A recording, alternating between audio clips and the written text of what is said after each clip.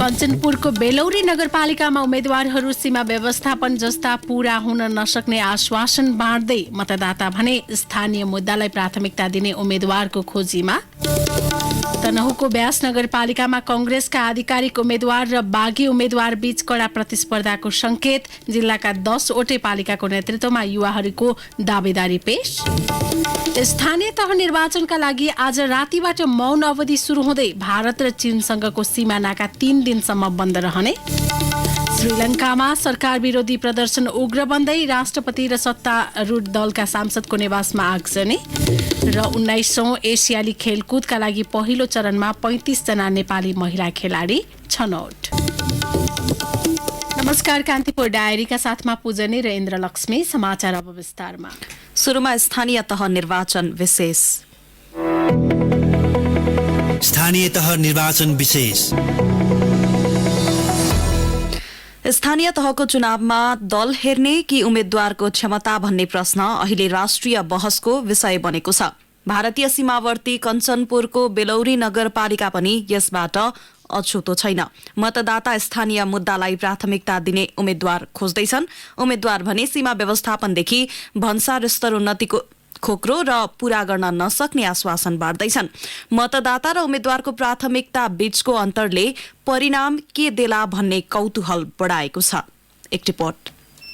चुनाव स्थानीय तहको भए पनि कञ्चनपुरको बेलौरी नगरपालिकाका प्रमुख पदका सबै उम्मेद्वारको समान एजेन्डा छ। यहाँको छोटी भन्सारको स्तर उन्नति गर्ने। विक्रमसम्म 2029 मा बेलौरीबाट जिल्ला सदरमुकाम महेन्द्रनगर सारिएपछि छोटी भन्सार कार्यालयको स्तर उन्नति हुन सकेको छैन। स्थानीय तहको क्षेत्राधिकारभित्र नपर्ने भए पनि यो सधैँ चुनावी मुद्दा हुने गरेको छ। त्यसैले बेलौरीवासी अचेल स्थानीय जनप्रतिनिधि बन्ने आकांक्षा राख्नेहरूका आश्वासनमा मक्ख पर्न छाडिसकेका छन्। बेलौरी 6 का भुवनराज पन्त। यो त मलाई लाग्दैन, गर्छन् भन्ने लाग्दैन मलाई। आफ्नै पेट हेर्ने हो न। अब कहाँ अहिलेका सम्मकाहरूले केही गर्दैन, अब यिनी के गर्ने हो? भोट त अब हाल्नै पर्ला। अब अधिकार भयो, नेपाली नागरिक हुनाले बाटाघाटा त अलिअलि गरेछ। अब खै के गर्ने हो? बेलौरीमा माओवादी केन्द्र र एकीकृत समाजवादी बीच तालमेल छ। कांग्रेस र एमाले पनि प्रतिस्पर्धामा छन्। सबैले सडक, खानेपानी, अस्पताल लगायतका विकासका पूर्वाधारले नगरलाई सम्पन्न गर्ने गुलिया नारा अघि सारेका छन्। तर ती नारामा भुली हाल्ने पक्षमा नगरवासी छैनन्। स्थानीय मीना दियाल। उम्मेद्वारले त के भन्दै जान्छन् र अब उम्मेद्वारको को सुन्ने हो र?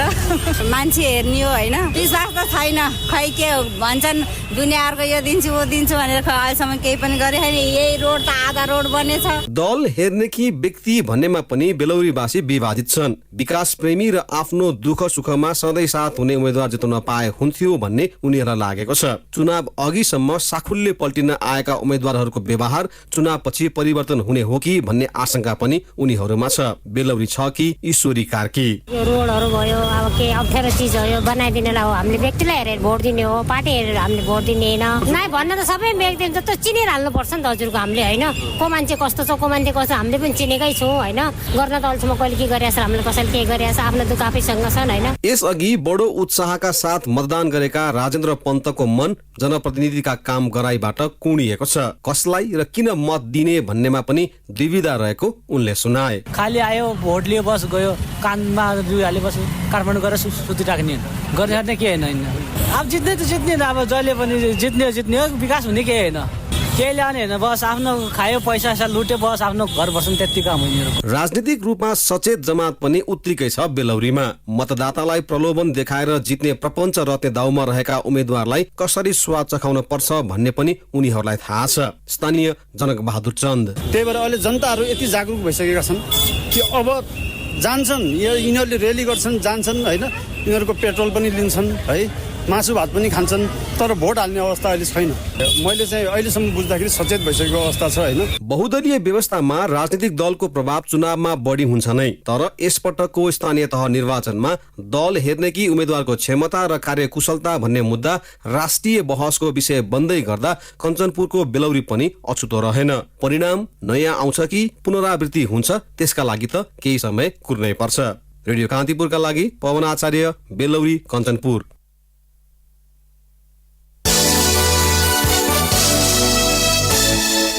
स्थानीय तह निर्वाचनमा तनहुको ब्यास नगरपालिकामा नेपाली कंग्रेसका आधिकारिक उम्मेद्वार र बागी उम्मेद्वार बीच कड़ा प्रतिस्पर्धा हुने देखिएको छ। मतदान गर्न अब केही दिन मात्र बाँकी रहेका बेला दुवै समूह आफ्ना पक्षमा मतदाता तान्ने ध्याउनमा लागेका छन्। ब्यास नगरपालिकाका स्थानीयले भने कस्ता प्रतिनिधि चुन्ने भन्ने विषयमा निर्णय गर्न सकेका छैनन्। दुवै उम्मेद्वारको पकड बलियो रहेको क्षेत्रमा जनता स्थानीय आवश्यकता बुझ्ने प्रतिनिधि चयन गर्ने बताउँछन्। तनहुको ब्यास नगरपालिकामा नेपाली कंग्रेसका नेता तथा पूर्व गृहमन्त्री गोविन्दराज जोशी समूह र नेपाली कंग्रेसको संस्थापन पक्षबीच कड़ा प्रतिस्पर्धा हुने देखिएको छ। दुवै समूहले मतदाता आफ्ना पक्षमा पार्ने कसरत जारी राखेका छन्। जोशी समूहले एमालेसँग तालमेल गरेको छ। जोशी समूहका उम्मेद्वार दीपकराज जोशी जनता आफ्नो पक्षमा रहेको दावी गर्छन्। पार्टीमा लिप्त भएका मान्छेहरू गुटमा लिप्त भएको उनीहरूले के छ भने आफ्नो मान्छेहरूलाई भन्न गर्ने केही नगर्ने पार्टीको स्वार्थ हेर्ने त्यो भएको हुनाले उनीहरू अहिले चाहिँ हाजिर पाए धेरै अहिले चाहिँ त्यो भएको हुनाले फ्रस्ट्रेसन काङ्ग्रेसभित्र पनि आएर उनीहरूले चाहिँ होइन अब नयाँ मान्छेलाई दिनुपर्छ भन्ने एउटा आधार थियो। एमाले पनि जुनसुकै पार्टी भने यिनीहरू त ब्यासकै जनता हुन्। उनीहरूले जुन किसिमको फेसिलिटी पाउनुपर्ने एज अ सिटिजन उनीहरूले नपाएपछि त पार्टी भन्ने सर्वसाधारण नागरिकले पाएको छैन नि त। त्यो नागरिक कुन पार्टीसँग सम्बन्धै भएन। नेपाली कंग्रेस तनहुका संस्थापक सचिव हुँदै केन्द्रमा सहमहामन्त्री समेत बनिसक्नुभएका नेता गोविन्दराज जोशीलाई वर्तमान पार्टी नेतृत्वले साधारण सदस्यता समेत नरहने गरी कारबाही गरेपछि तनहु कंग्रेसका नेता तथा कार्यकर्ता रुष्ट छन्। रुष्ट जोशी समूहले एमालेसँग चुनावी तालमेल गरेपछि तनहु कंग्रेसलाई क्षति पुग्न सक्ने देखिएको छ। ब्यास नगरपालिकामा मात्र नभएर अन्य पालिकामा समेत जोशी समूहले एमालेसँग तालमेल गरेको छ। कंग्रेसका तर्फबाट मेयरको उम्मेद्वार बनेका बैकुण्ठ नेउपाने भने दमौली क्षेत्रमा कंग्रेसको पुरानो पकड रहेकाले जनताले आफ्नो पक्षमा मत हाल्ने दावी गर्छन्। र धेरै विकासका ससाना पूर्वाधारहरूसँगै यहाँको आम नगरवासीको वडावासीहरूको सरोकार रहेको छ। र मैले नगरपालिकामा बसेर काम गर्दाखेरि सकेसम्म सबै कुनै आग्रह पूर्वाग्रह बिना सबै ससाना समस्याहरूलाई पनि समाधान गर्नेतर्फ हामी निरन्तर रूपमा लागि पर्यौँ। र मैले अहिले गाउँमा डुल्दाखेरि मैले के पाउँछु भन्दाखेरि एकदमै मानिसहरूको जुन उत्साह छ म त विजय र्यालीमा हिँडे जस्तो लागिरहेको छ। मुलुकमा बहुदलीय प्रजातन्त्रको पुनर्स्थापना पश्चात दमौली गाविस र श्यामगा गाविसको केही क्षेत्रलाई समेटेर 2048 साल चैतमा ब्यास नगरपालिकाको नामाकरण गरी घोषणा गरिएको हो। सेती र मादी नदीको पवित्र संगम तटमा अवस्थित महर्षि वेदव्यास र पराशरको तपोभूमि समेत मान्ने गरिन्छ। धार्मिक पर्यटकीय क्षेत्रका रूपमा प्रख्यात रहेको सो क्षेत्रको विकास गर्ने प्रतिनिधिको पक्षमा मत दिने स्थानीयहरूले बताएका छन्। स्थानीय शीर्षक वागले भन्छन् पार्टीगत भन्दा पनि अब व्यक्तिलाई नै एउटा बढी त्यो कुराहरू हेरेर जाने अवस्थामा गइरहेको छु। त्यति सेलेक्ट गर्न सकिरहेको अवस्थाहरू छैन। हजुर स्थानीयमा अब कसको भिजन कन्सेप्टहरूले प्रभाव हुन्छ होइन उसको अलिकति ब्याकग्राउन्ड पनि केही स्टडी गरेर चाहिँ काम गर्ने सोच बनाएको छु मैले। मतदान गर्न केही दिन मात्र बाँकी हुँदा घर दैलो अभियान तीव्र बनेको छ। मंगलबार रातिबाट मौन अवधि सुरु हुने भन्दै उम्मेद्वार तिनका समर्थक भिड लिएर चुनावी प्रचारमा जुटेका छन्। ब्यास नगरपालिकाको वडा नम्बर 4 बाट महिला सदस्यका लागि उम्मेदवारी दिएकी गौकुमारी नेउपाने स्थानीय आवश्यकता अनुसार आफूले विकासका लागि पहल गर्ने बताउँछिन्। विकास निर्माणका अधुरा कार्यहरूलाई अगाडि बढाउने जस्तै यो कृषि वन यस्ता क्षेत्रमा रहेका कुराहरूलाई संरक्षण गर्दै त्यहाँ चाहिँ आधुनिकीकरण गर्ने कृषिमा आधुनिकीकरण गर्ने महिलाहरूका विशेष गरेर म महिला सदस्य भएको नाताले महिलाहरूका सिपमूलक कामहरूलाई अगाडि बढाउने। गठबन्धन सरकारको नेतृत्व गरिरहेको नेपाली कंग्रेसका धेरै नेताहरूले यसपटक विद्रोह गरेका छन्। उनीहरूले पार्टी उम्मेद्वार विरुद्ध बागी उम्मेद्वार खडा गरेकाले ब्यास नगरपालिकाको प्रतिस्पर्धा रोचक हुने ठानिएको छ। रेडियो कान्तिपुरका लागि रमेश दुरालका साथमा पार्वता चौधरी दमौली।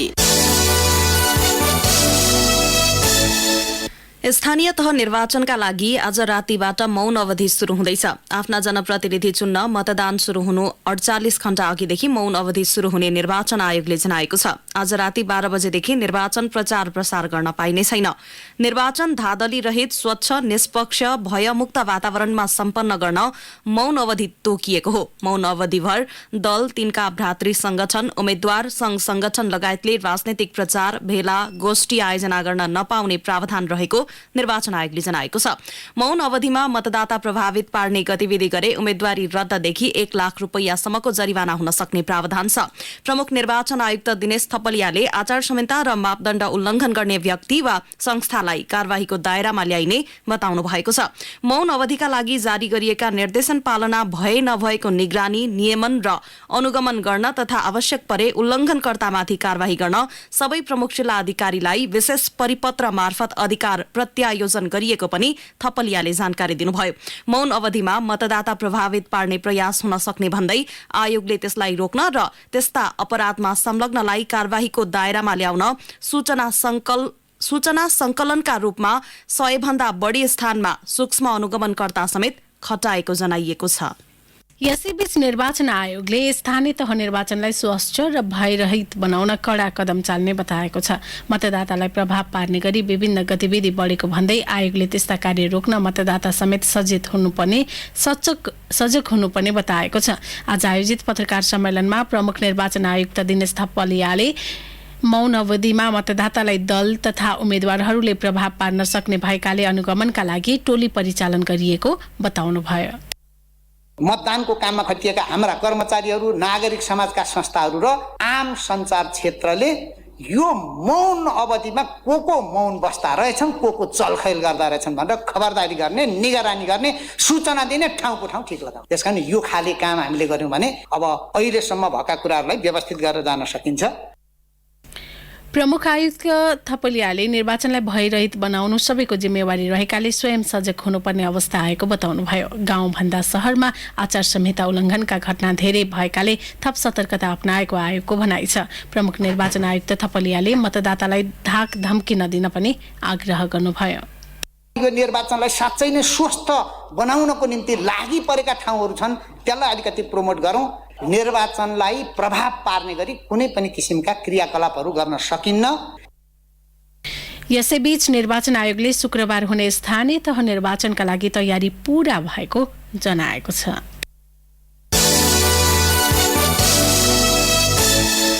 सरकारले स्थानीय तह निर्वाचनको सुरक्षा व्यवस्थालाई मध्यनजर गर्दै भारत र चीनसँग जोडिएका सीमा नाका आज मध्यरातीबाट 72 घण्टासम्म बन्द गर्ने भएको छ। मतदान हुने दिन शुक्रबार मध्यरातसम्म सीमाबाट हुने आवागमन बन्द गर्न लागि गृह मन्त्रालयले जनाएको छ। मतदान हुने दिनको मध्यरातसम्म सीमा बन्द गर्ने निर्वाचन आयोगको निर्णय अनुसार सीमावर्ती जिल्लाका प्रशासन कार्यालयहरूलाई निर्देशन दिइसकेको गृह मन्त्रालयका प्रवक्ता फणेन्द्र मणि पोखरेलले बताउनुभयो। सीमा क्षेत्रबाट आज र भोलि एम्बुलेन्स, औषधि र खाद्यान्न बोकेका ट्रकहरूलाई आवत-जावत गर्न दिइने गृह मन्त्रालयका प्रवक्ता पोखरेलले जानकारी दिनुभयो। शुक्रबार भने एम्बुलेन्स र औषधि बोकेका सवारीका लागि मात्र खुला गरिनेछ। जिल्ला प्रशासन र प्रहरी कार्यालयको सिफारिस सहितको पासका आधारमा विवाहका गाडीहरूलाई पनि आवत-जावत गर्न दिइने गृह मन्त्रालयले जनाएको छ। कान्तिपुर डायरीमा अब ब्रेकको पालो। ब्रेकपछि अब बाँकी प्रसंग। सुरुमा कान्तिपुर सविस्तार। कान्तिपुर सविस्तार। राजनीतिक, आर्थिक, सामाजिक तथा सांस्कृतिक रूपान्तरणका दूतको रूपमा युवाहरूलाई लिइन्छ। नेपालमा 16 देखि 40 वर्ष उमेर समूहका व्यक्तिलाई युवा मानिन्छ र सो उमेर समूहले कुल जनसङ्ख्याको 40.3% ओगटेको छ। यसैबीच तनहुको 10 वटा स्थानीय तहको नेतृत्वका लागि युवाले समेत दावेदारी पेश गरेका छन्। आदिकवि भानुभक्त आचार्यको नामबाट नामाकरण गरिएको भानु नगरपालिकाको नेतृत्वको लागि 5 जना प्रतिस्पर्धामा रहेकोमा युवा उम्मेद्वार 1 जना मात्र छन्। स्वतन्त्र उम्मेद्वार प्रवीण ढकाल 40 वर्षका छन्, तर उपमेयरका प्रतिस्पर्धी मध्ये 60% युवा छन्। गोर्खा र लमजुङसँग सीमा जोडिएको भानु नगरपालिकाको उपमेयरका 5 जना प्रत्याशी मध्ये नेपाली कांग्रेसकी उमा गोतामे 35, माओवादी केन्द्रकी ओम कुमारी पौडेल 40 र नेकपा एकीकृत समाजवादीका राम पौडेल 40 वर्षका छन्। तनहुको सदरमुकाम समेत रहेको ब्यास नगरपालिकाको नेतृत्वका लागि 11 मध्ये 5 जना उम्मेद्वार युवा छन्। सेती र मादी नदीको संगम तट समेत रहेको ब्यास नगरमा उपमेयरका लागि परेको 8 उम्मेद्वारी मध्ये एमालेकी वसुन्धरा घरती 37 वर्षकी छिन्। त्यस्तै ओडाको नेतृत्वको प्रतिस्पर्धामा समेत केही युवा रहेका छन्। युवाको मुद्दा सम्बोधन गर्ने उद्देश्यका साथ चुनावी मैदानमा उत्रिएको उनीहरू बताउँछन्। ब्यास नगरपालिकाको ओडा नम्बर 10 को अध्यक्षका लागि स्वतन्त्र उम्मेदवारी दिएका सागर घिमिरे भन्छन्, अब वडावासीहरू हुनुहुन्छ, उहाँहरू चाहिँ एउटा युवाले उम्मेदवारी दर्ता गरिरहँदा, एउटा युवाले आँट गरिरहँदा चाहिँ उहाँहरू एकदमै उत्साहित हुनुहुन्छ। मैले भन्दा अगाडिदेखि उहाँहरूले राजनीतिलाई निहाल्दै आइरहनु भएको छ, तर उहाँहरूले पनि सोचे जस्तो नराख्दाखेरि चाहिँ अब चाहिँ युवाहरू आउनुपर्छ भन्ने उहाँहरूको पनि मनमा युवाहरू आउनुपर्छ भन्ने बसिसकेको छ। त्यो हिसाबले पनि मलाई चाहिँ एकदमै राम्रो प्रतिक्रिया दिइरहनु भएको छ। उता भीमदत्त नगरपालिकाको मेयरका 5 जना प्रत्याशी मध्ये राप्रपाका विष्णुभक्त खनाल 40 वर्षका छन्। उपमेयरको प्रतिस्पर्धी 4 जना मध्ये कांग्रेसकी मिलन आली एमाले 32 र राप्रपाका 33 वर्षीय बसन्ती अधिकारीले युवाको प्रतिनिधित्व गरेका छन्। शुक्ला गण्डकी गाउँपालिकाको अध्यक्षका लागि युवाको प्रतिनिधित्व गर्ने उम्मेद्वार छैनन्। गाउँपालिकाको अध्यक्षका लागि 7 जना चुनावी मैदानमा छन्। उपाध्यक्षका 4 जना उम्मेद्वार मध्ये माओवादी केन्द्रका खुमबहादुर विक 35 वर्षका छन्। चितवन र गोर्खासम्म सीमा जोडिएको आबु खैरेनी गाउँपालिकाको अध्यक्षका लागि 6 जना प्रत्याशी मध्ये 50% युवा छन्। माओवादी केन्द्रका शुक्र चुमान 35, विवेकशील साझा पार्टीका उत्सव अधिकारी 36 र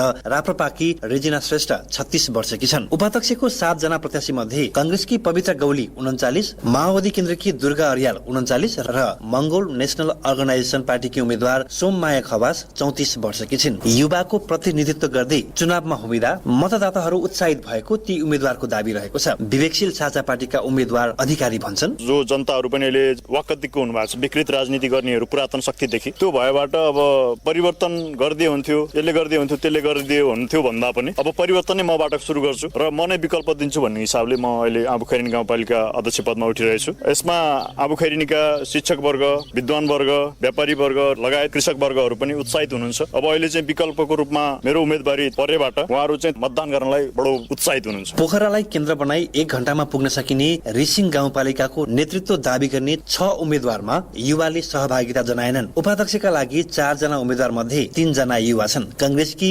गिनुमाया थापा 40, राष्ट्रिय जनमुक्ति पार्टीकी चमेली माया थापा 39 र मंगोल नेशनल अर्गनाइजेसन पार्टीकी उम्मेद्वार बसन्ती आले 32 वर्षकी छिन्।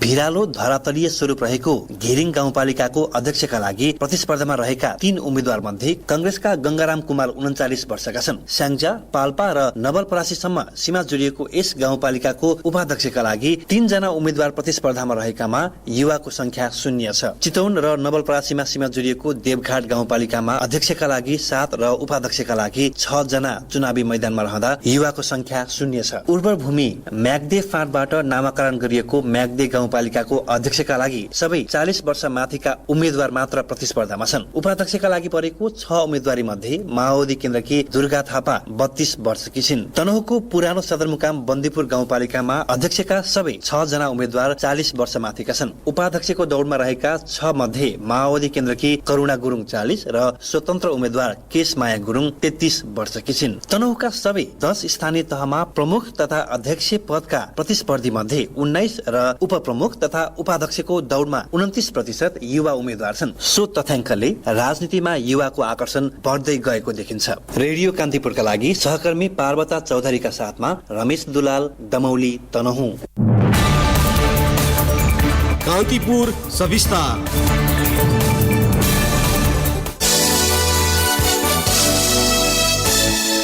नेपाली कांग्रेसका सभापति एवं प्रधानमन्त्री शेरबहादुर देउवाले स्थानीय तह निर्वाचनलाई स्वतन्त्र, निष्पक्ष र शान्तिपूर्ण ढंगमा सम्पन्न गर्न गराउन अपील गर्नुभएको छ। आज एक विज्ञप्ति जारी गर्दै स्थानीय तह निर्वाचनले लोकतान्त्रिक संविधानको कार्यान्वयनमा अर्को इँटा थप्ने भन्दै भयरहित वातावरणमा चुनाव सम्पन्न गर्ने व्यवस्था मिलाउन पार्टीका नेता र कार्यकर्तालाई आग्रह गर्नुभएको हो। उहाँले मतदाताको अधिकारलाई कुण्ठित बनाउने, भ्रममा पार्ने, धाकधम्की दिने, पछिल्लो समय आपराधिक क्रियाकलाप बढाउने जस्ता घटना बढेको भन्दै त्यसलाई तत्काल रोक्न आग्रह गर्नुभयो।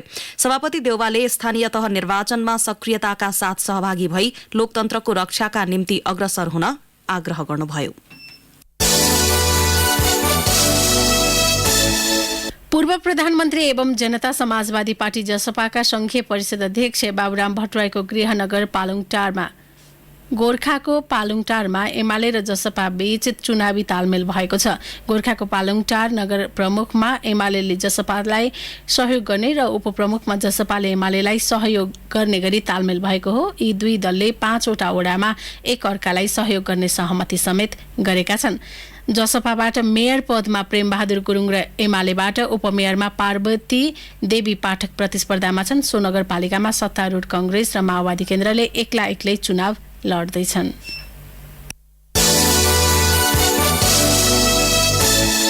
स्थानीय तह निर्वाचनका कारण काठमाडौँ उपत्यकाका 3वटै जिल्ला प्रशासन कार्यालयबाट प्रवाह हुने सेवा भोलि र पर्सि प्रभावित हुने भएको छ। उपत्यकाका काठमाडौँ, भक्तपुर र ललितपुर जिल्ला प्रशासनले कार्यालयमा कार्यरत कर्मचारीहरू निर्वाचनका लागि खटिएकाले सेवा प्रभावित हुने जनाएका छन्।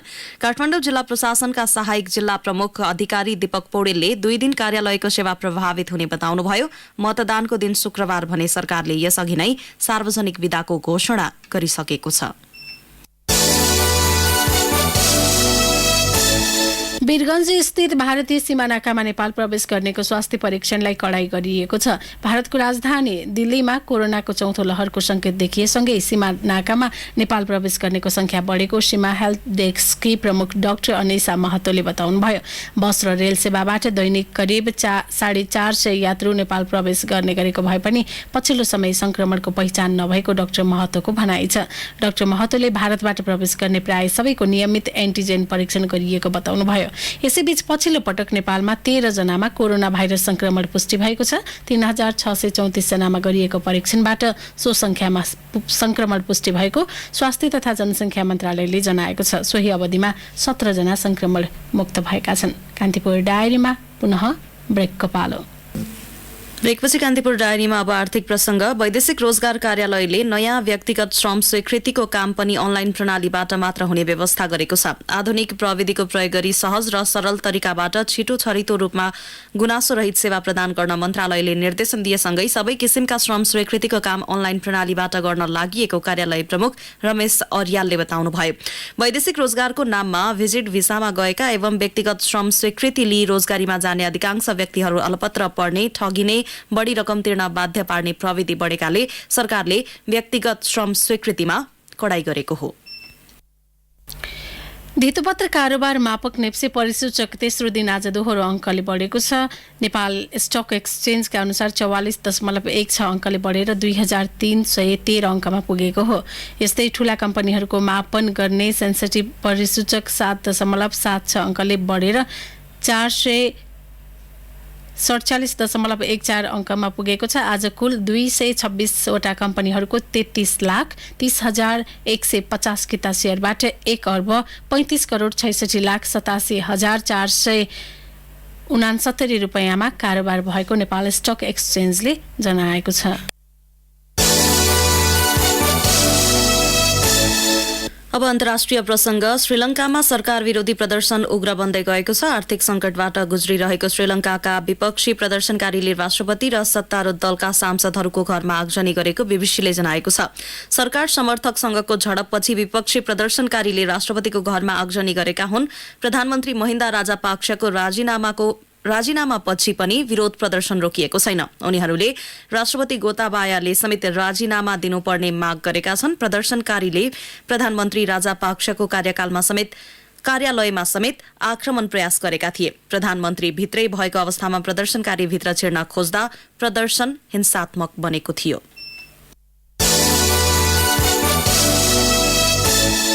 अब खेल प्रसंग। नेपाल भलिबल संघले चीनको हाङझाओमा आयोजना हुने 19औं एसियाली खेलकुदका लागि पहिलो चरणमा 35 जना महिला खेलाडी छनौट गरेको छ। हालै सम्पन्न 6औं आरबीबी एनबीए राष्ट्रिय महिला तथा पुरुष भलिबल क्लब लीग प्रतियोगिताबाट संघका महासचिव जितेन्द्र बहादुर चन्दको संयोजकत्वमा गठित 4 सदस्यीय समितिले 35 खेलाडी छनौट गरेको हो।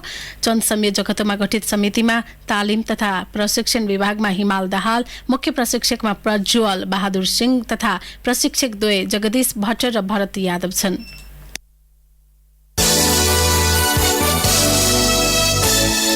सानेपा क्लबले शहीद स्मारक सी डिभिजन लीग फुटबलमा यो सिजनको चौथो जित हात पारेको छ। ललितपुरको सातबाटो स्थित एन्फा मैदानमा आज भएको खेलमा रानीवन स्पोर्ट्स क्लबलाई 3-1 गोल अन्तरले हराउँदै सानेपाले चौथो जित निकालेको हो। जितसँगै सानेपाले 7 खेलबाट 13 अङ्क जोडेको छ। रानीवनको समान खेलबाट 7 अङ्क छ।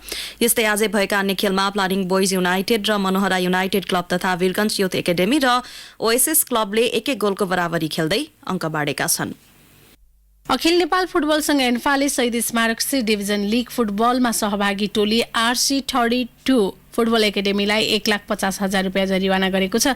गत आइतबार पुलचोक स्पोर्ट्स क्लब विरुद्धको खेलमा खेलाडी, टिम, अफिसियल र म्यानेजरले अनुशासनहीन कार्य गरेको भन्दै एन्फाले सो रकम जरिवाना गरेको हो। साथै एन्फाले RC32 का खेलाडी अनिश श्रेष्ठलाई 2 वर्ष तथा विदुर रिजाल र प्रवीण राईलाई 1 वर्षको प्रतिबन्ध लगाएको छ। यस्तै टिम अफिसियल सञ्जीव कार्की र टिम म्यानेजरलाई जारी लिगका बाँकी खेलमा प्रतिबन्ध लगाएको छ भने एन्फाले अफिसियल रविन्द्र चन्दलाई फुटबल गतिविधिमा 1 वर्षको प्रतिबन्ध लगाएको छ। हवस् त यिनै प्रसङ्गसँगै कान्तिपुर डायरीको यो बुलेटिन यही सकिन्छ। पूजनी र इन्द्रलक्ष्मी बिदा हुन्छौँ। नमस्कार।